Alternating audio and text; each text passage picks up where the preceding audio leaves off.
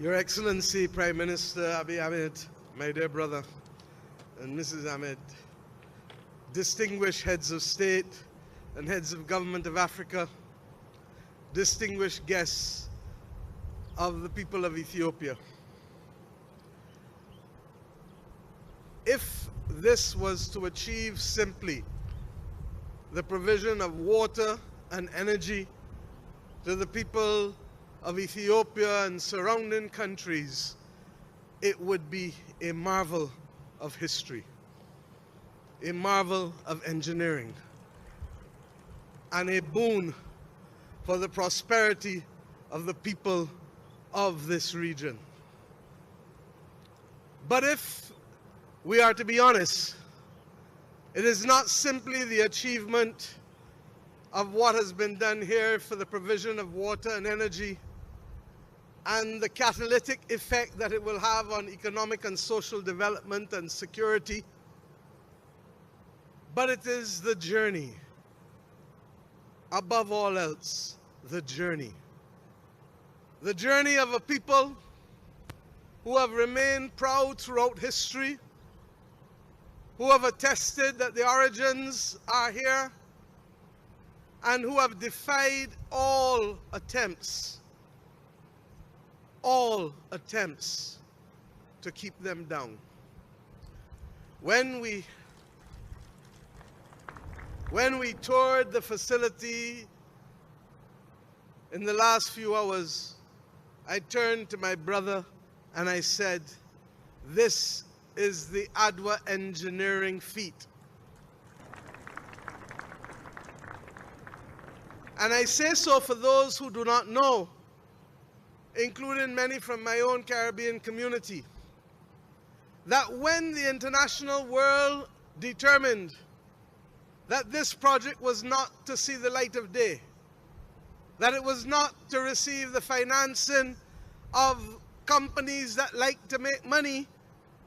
and therefore were usually only interested in repayments,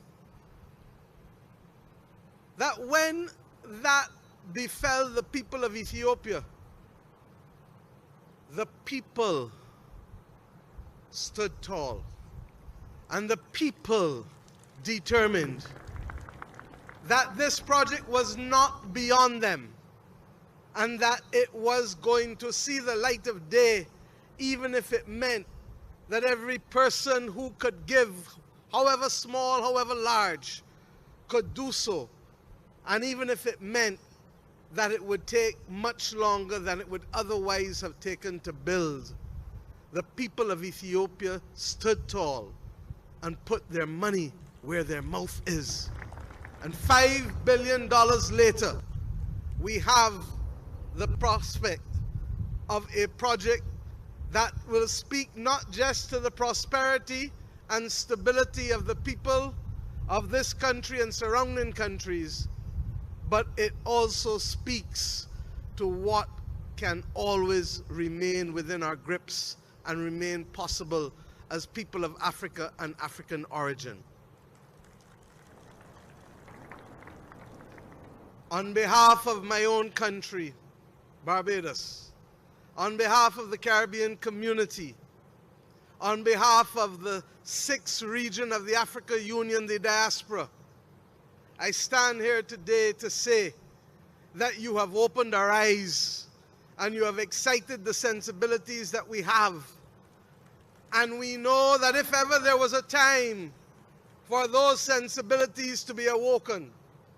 and if ever there was a time for us to understand our possibilities,